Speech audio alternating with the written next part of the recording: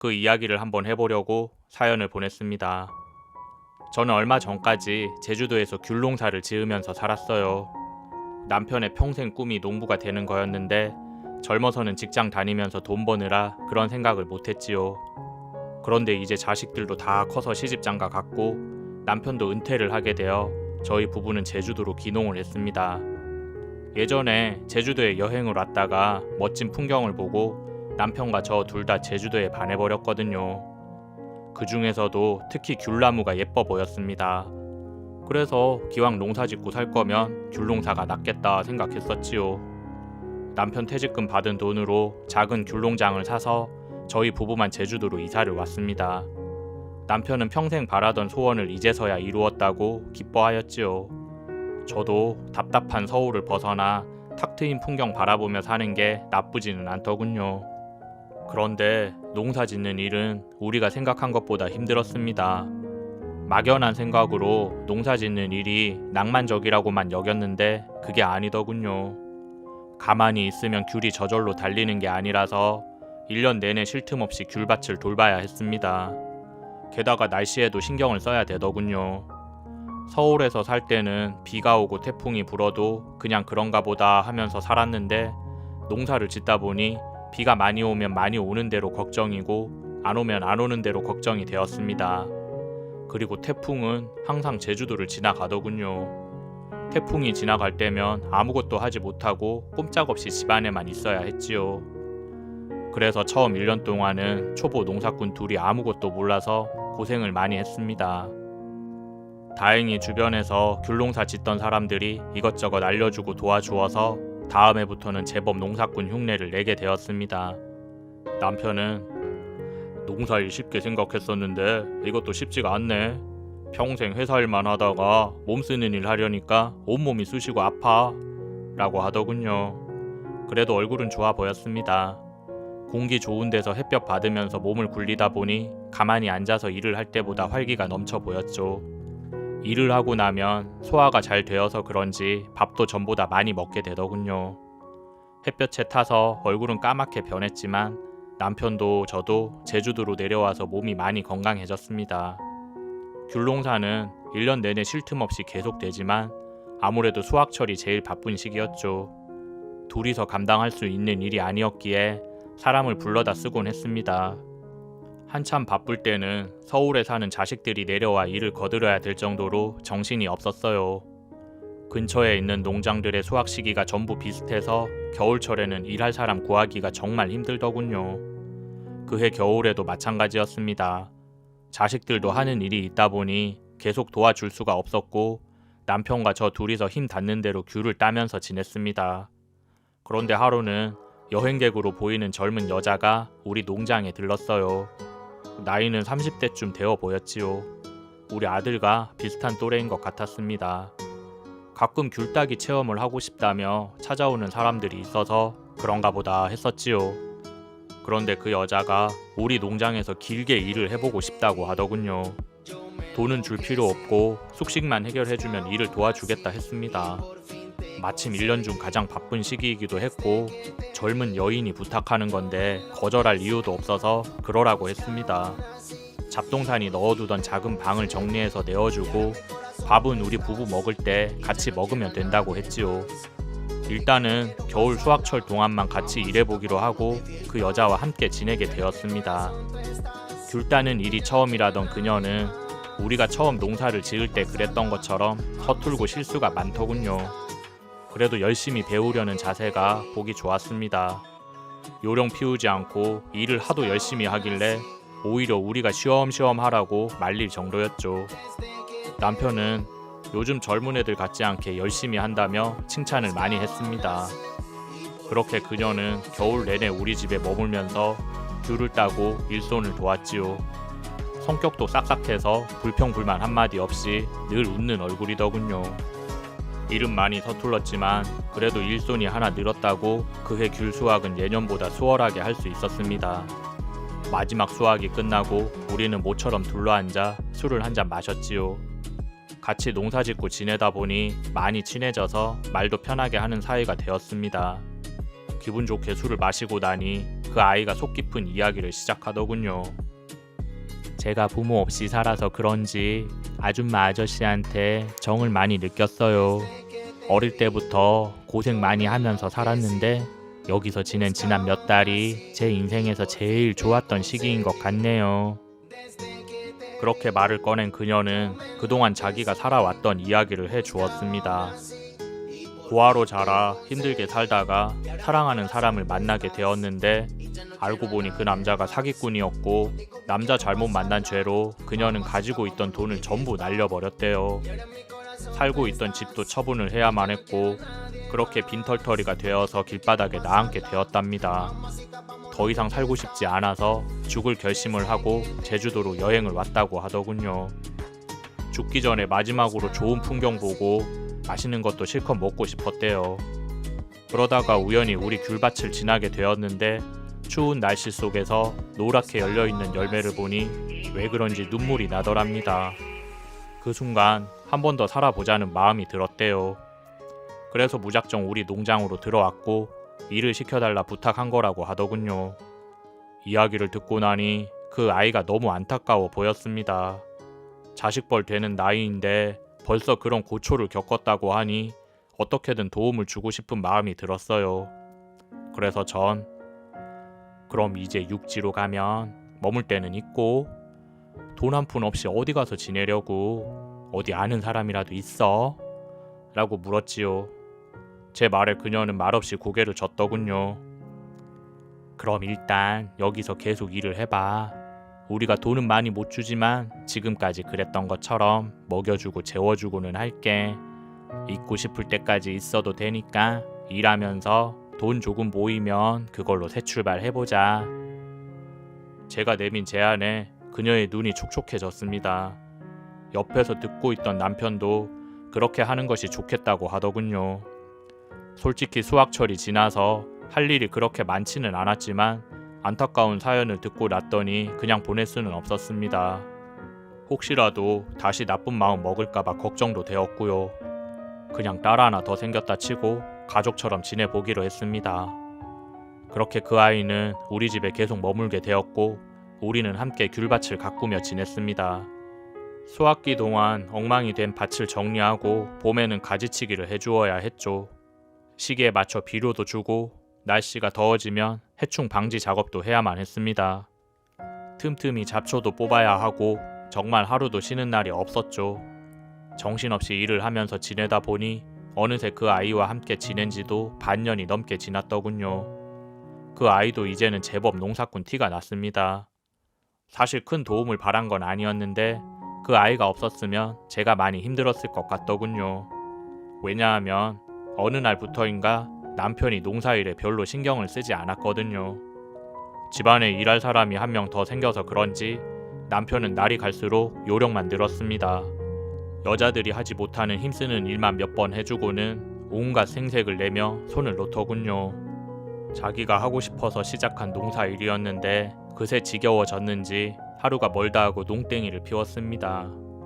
보다 못한 제가 잔소리를 하면 듣기 싫다고 버럭 소리를 지르더군요. 그러다 보니 둘이서 싸우는 날이 많아졌습니다. 전에도 가끔 다투긴 했었지만 그 정도로 많이 싸우진 않았어요. 그런데 왜 그런지 몰라도 남편이 저한테 정이 많이 떨어진 것 같았습니다. 제가 자꾸 잔소리를 해서 그런가 보다 생각했었지요. 그래서 저는 잔소리도 안 하고 그냥 참으면서 살았습니다. 일이야 그 아이랑 둘이 하면 그럭저럭 할 수 있었고 남편한테 싫은 소리 하는 게 저도 기분이 좋지는 않았거든요. 하지만 남편은 여전히 불만이 많았습니다. 내가 하는 일마다 마음에 안 든다며 시비를 걸곤 했었지요. 집구석에 있기 싫다며 밖으로 나돌기 시작하더니 집에 안 들어오는 날도 많아졌습니다. 어디서 뭘 하고 오는 거냐고 물어도 알 것 없다며 짜증을 내더군요. 다정한 남편은 아니었지만 그래도 남편 노릇은 하고 살았는데 어느새 성격이 많이 변했더라고요. 그런 남편의 모습을 보니 저도 속이 많이 상했습니다. 그래도 어떻게 할 방법이 없더군요. 그런데 남편이 갑자기 폭탄 선언을 했습니다. 나 더 이상 당신이랑 못 살 것 같아. 당신이랑 있으면 숨이 막혀서 죽을 것 같다고. 그러니까 우리 이혼하고 각자 살자. 남편의 갑작스러운 말에 저는 무슨 말을 해야 될지 몰랐어요. 지금까지 몇십 년 동안 잘 살아왔는데 갑자기 그런 말을 하니 너무 황당하더군요. 저는 서러운 마음에 눈물을 흘렸습니다. 그게 무슨 소리예요? 갑자기 이혼이라니요. 저는 한 번도 이혼 생각해 본 적이 없어요. 뭐가 불만인지는 몰라도 우리 서로 이야기하면서 풀어요. 이혼이라는 말 그렇게 쉽게 하는 거 아니잖아요. 저는 울면서 남편에게 부탁했습니다. 하지만 남편은 내가 우는 것도 꼴보기 싫었는지 고개를 돌리면서 짜증을 내더군요. 나도 쉽게 꺼낸 이야기 아니야. 오래 생각하고 하는 말이라고. 잘 생각해봐. 당신이 나를 존중하기를 했어? 고생한다고 응원해주기를 했어?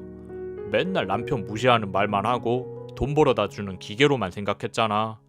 나도 그런 취급 받으면서 사는 거 더 이상은 못 참아. 남편의 말에 저는 그저 황당할 뿐이었어요. 남편이 그런 생각을 하고 있는지도 몰랐고 제가 그렇게 남편을 무시한 적도 없었거든요. 생전 그런 말 한 번 안 하던 사람이 혼자 억울한 게 많았는지 불만을 이야기하더군요. 그래도 저는 이혼은 절대 있을 수 없는 일이라고 했습니다. 남편은 화가 풀리지 않은 채 잘 생각해보라고 하더군요. 그날 저녁 저는 너무 속상한 마음에 혼자서 술을 마셨습니다. 이런 이야기는 남 부끄러워서 누구한테 말도 못하고 혼자 속으로 삭혀야만 했죠. 못 마시는 술을 연거푸 들이마셨더니 잠이 쏟아지더군요. 그래서 전 초저녁에 일찍 잠이 들었어요. 그렇게 몇 시간쯤 잠이 들었다가 새벽에 목이 너무 말라서 일어나 부엌으로 갔습니다. 찬물을 한 잔 마시고 다시 들어가서 자려는데 불 꺼진 마당에서 불빛이 새어나오고 있더군요. 그 불빛은 건너편에 있는 감귤 작업장 안에서 나오는 빛이었어요. 박스 포장도 하고 물건 보관하는 용도로도 쓰는 작은 건물이었죠. 작업이 끝나면 불을 끄고 와야 되는데 가끔 불 끄는 일을 잊어버릴 때가 있었습니다. 그래서 전 불을 꺼야겠다 생각하고 마당으로 내려갔죠. 그런데 작업장 안에서 무슨 소리가 들리더군요.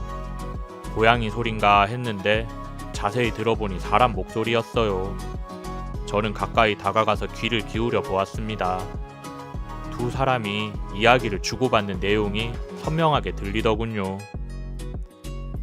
그래서 이혼 얘긴 했어요. 나 언제까지 기다려야 돼요? 이야기는 했는데 쉽게 이혼해줄 것 같지는 않아. 조금만 기다려봐. 내가 더 못살게 굴어서 먼저 이혼하자는 얘기 나오게 만들 거야. 그 이야기를 들은 저는 누가 뒤통수를 때린 것처럼 머리가 멍해졌습니다. 둘 다 내가 아는 목소리더군요. 남편의 목소리는 그러려니 했는데 간드러진 여자의 목소리가 더 충격적이었습니다. 몇 시간 전까지만 해도 저와 같이 일을 하면서 해맑게 웃던 그 아이의 목소리였거든요. 순진한 척하면서 뒤에서는 내 남편이랑 그런 이야기를 나누고 있었다고 생각하니 화가 머리끝까지 났습니다. 저는 문을 벌컥 열고 작업장 안으로 들어갔죠. 제 예상대로 두 년놈이 반쯤 벌거벗은 몸으로 서로 껴안고 있더군요. 갑자기 제가 나타나자 둘 다 놀래서 어찌할 바를 모르더군요. 여보, 그게 아니고 내 말 좀 들어봐. 남편이 변명을 하려고 하는데 저는 듣기도 싫었습니다. 옆에 세워져 있던 빗자루를 들고 남편을 두들겨 패기 시작했죠. 그리고 남편 옆에서 옷을 추스리고 있는 그년도 빗자루로 냅다 후려쳤습니다. 그러자 그 아이가 이게 뭐하는 짓이냐고 소리를 지르더군요. 그래서 저는 뭘 잘했다고 소리를 질러? 내가 남편은 몰라도 너는 믿었는데 은혜를 원수로 갚아? 불쌍해서 거두어 줬더니 네가 어떻게 나한테 이럴 수가 있어? 그러자 그 아이가 은혜는 무슨 은혜? 나는 아줌마 같은 사람이 제일 싫어요. 내가 언제 나 불쌍하게 봐달라고 했어? 자기 멋대로 불쌍한 사람 취급하고 자기는 착한 사람이다 그거지. 나는 아줌마처럼 착한 척하는 사람이 세상에서 제일 싫어요. 라고 하더군요. 그 말에 저는 하도 기가 막혀서 말도 안 나왔습니다. 꼴도 보기 싫으니 썩 꺼지라고 하면서 빗자루로 온몸을 두들겨 팼습니다. 살면서 누군가를 그렇게 미워해본 적이 없었네요. 남편의 외도보다 그 아이가 날 배신했다는 사실이 더 충격적이었습니다. 마치 이중인격자 같은 모습이었어요. 그 모습에 속아서 잘해주려고 했던 내가 너무 바보같이 느껴졌습니다. 그날 이후 전 남편이 원하는 이혼 해주겠다고 했습니다.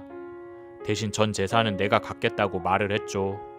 귤 농장과 제주도 집, 그리고 몇천 평이 넘는 토지의 권리까지 전부 내 명의로 돌렸습니다. 남편은 지은 죄가 있어서 그런지 군말 없이 그렇게 하자 하더군요. 그렇게 남편이 빈털터리가 되자 그 아이도 남편을 매정하게 버렸습니다. 처음부터 재산을 노리고 남편한테 접근을 했더라고요. 뒤에 알게 된 사실인데 그 여자가 했던 말이 전부 거짓말이었습니다. 부모가 안 계시다는 것도 거짓말이었고 사기를 당했다는 말도 진실이 아니었죠. 알고 보니 그 여자는 사치가 심해서 명품을 사느라 여기저기 돈을 빌려다 썼고 그 돈을 갚지 못해서 사채까지 끌어다 썼다고 하더군요. 그러면서 집안이랑도 의절하고 부모님도 그녀를 없는 자식 취급하면서 살았답니다. 사채업자들에게 쫓기던 그녀는 사람들의 눈을 피해 제주도로 도망을 왔고 숨어 살기 위해서 우리 농장에 온 거였죠. 저는 그것도 모르고 불쌍하다며 그녀를 집안에 들였고 그녀는 남편을 꼬셔서 한몫 잡을 계획을 세웠습니다. 그래서 남편이 술에 잔뜩 취한 날 억지로 동침을 했고 그걸 빌미로 남편에게 자기랑 계속 관계를 가질 것을 요구했다고 하더군요. 그렇게 자의 반 타의 반으로 남편은 외도를 하게 되었고 그러다 보니 정말로 그 아이에게 정을 느끼게 되었다 했습니다. 여우 같은 계집애의 술수에 홀랑 넘어가 버린 거였죠. 빈털터리가 되어서 그녀에게 버림받고 나자 그제서야 정신이 들었는지 제게 용서를 구하더군요. 하지만 저는 뒤도 돌아보지 않았습니다. 이제 와서 후회한들 늦었다고 말을 했죠. 그리고 전 제주도의 땅을 모두 정리하고 서울로 올라와서 살게 되었습니다. 아들네 집 근처에 작은 아파트를 구해서 혼자 살아가고 있어요. 그동안 스트레스를 너무 많이 받아서 책도 보고 하면서 마음 수양을 하고 있습니다.